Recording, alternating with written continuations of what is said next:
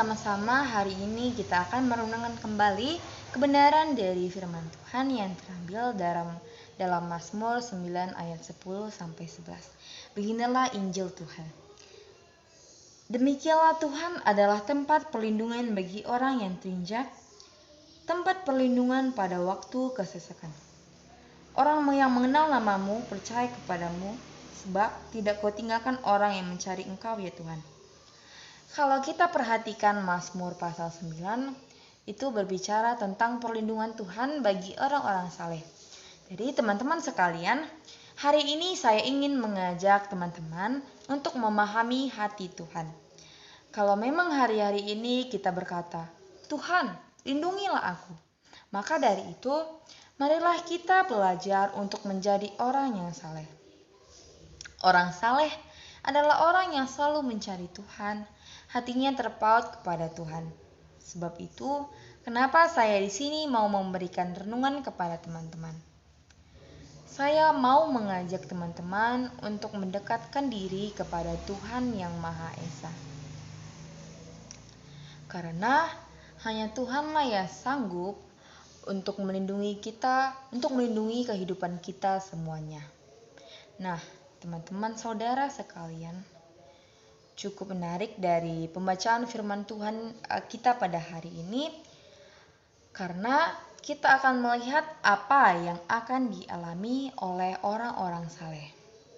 Teman-teman, coba diperhatikan pada ayat-ayat yang kita bacakan tadi, dikatakan pada ayat yang ke-10, demikianlah Tuhan adalah tempat perlindungan pada orang-orang yang terinjak. Jadi teman-teman, ini menggambarkan kondisi orang saleh, yang dimana orang saleh ini ada suatu saat kehidupan mereka akan mengalami keadaan yang tidak baik-baik saja. Kalau dikatakan terinjak, berarti posisinya itu sedang di bawah. Ya mungkin kondisinya bukan di dalam kondisi yang kondisinya sedang tidak berada di atas, tidak sedang sukses, ataupun bahkan mungkin tidak terlihatnya wow gitu.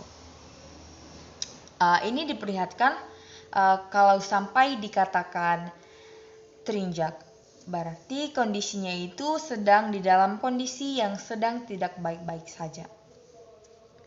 Tapi teman-teman lihat, jadi saudara-saudara di sini kita bisa mengerti kalau kita mendekatkan diri kita kepada Tuhan yang Maha Esa, bukan berarti kita tidak mengalami posisi di bawah. Sampai dikatakan Tuhan memperhatikan orang yang terinjak.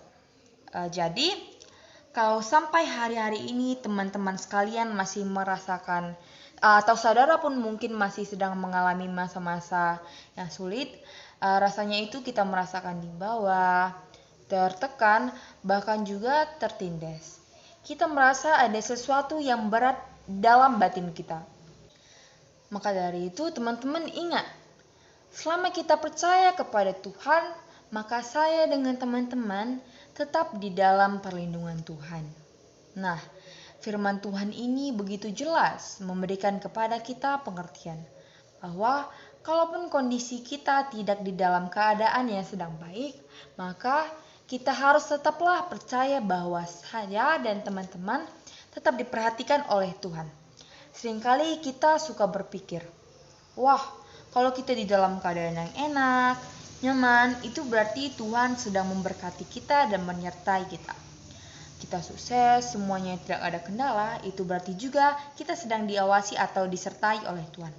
Terus kalau kita di dalam kondisi yang sulit, tidak merasa nyaman, atau bahkan kita merasakan beban berat, lalu kita pasti berpikir, di mana Tuhan? Teman-teman ingat dengan baik-baik. Asalkan kita belajar untuk selalu mencari Tuhan, belajar hidup di dalam hal kebenaran, maka kalaupun hidup kita sedang mengalami masa yang sulit, maka dari itu percayalah, Tuhan masih tetap untuk melindungi kita. Tuhan akan tetap menjaga kita. Sampai ayat firman Tuhan dikatakan, orang benar itu kalaupun sama jatuh, dia tidak akan tergeletak. Nah teman-teman, Itulah dari pengertian yang harus kita pahami. Kalau teman-teman masih ingin dilindungi oleh Tuhan, maka dari itu kita harus menjadi orang yang saleh. Tetapi apa yang akan dialami oleh orang saleh itu? Kita harus mengerti supaya kita tidak mengalami kekecewaan. Orang saleh pun juga akan mengalami satu kondisi tertekan, ada di bawah seperti yang sedang terinjak-injak. Dan hal yang kedua, teman-teman perhatikan apa yang akan dialami orang-orang saleh dikatakan pada ayat yang ke-10. Demikianlah Tuhan adalah tempat perlindungan bagi orang yang terjinjak. Jadi, orang saleh itu juga bisa mengalami hal-hal sulit.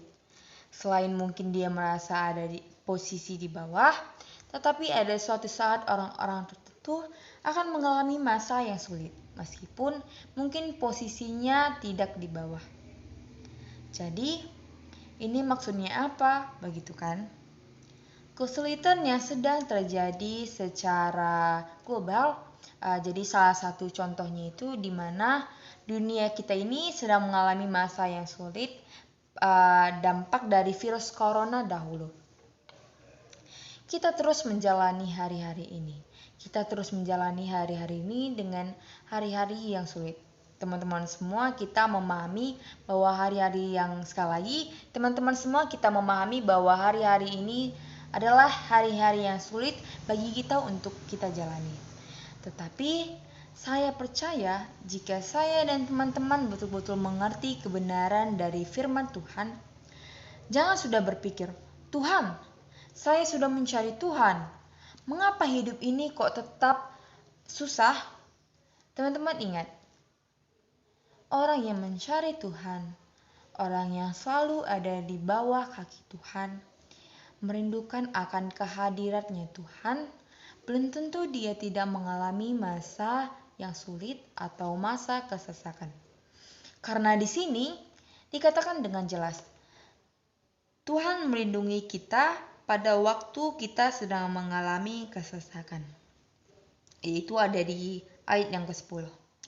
Jadi teman-teman hari ini ingat baik-baik. Orang saleh bisa jadi dia mengalami kondisi yang sedang di bawah ataupun kondisi sulit, terlihat sedikit oleh dunia, mungkin dibilang gagal atau mungkin kelihatannya, wah, orang ini pasti orang susah. Orang saleh bisa mengalami hal itu. Orang saleh juga bisa mengalami hal yang susah. Tidak dipungkiri bahwa kita saja juga manusia. Jika kita berbakti kepada Tuhan atau kita menghormati Tuhan, pasti kita juga bisa mengalami hal-hal kesusahan.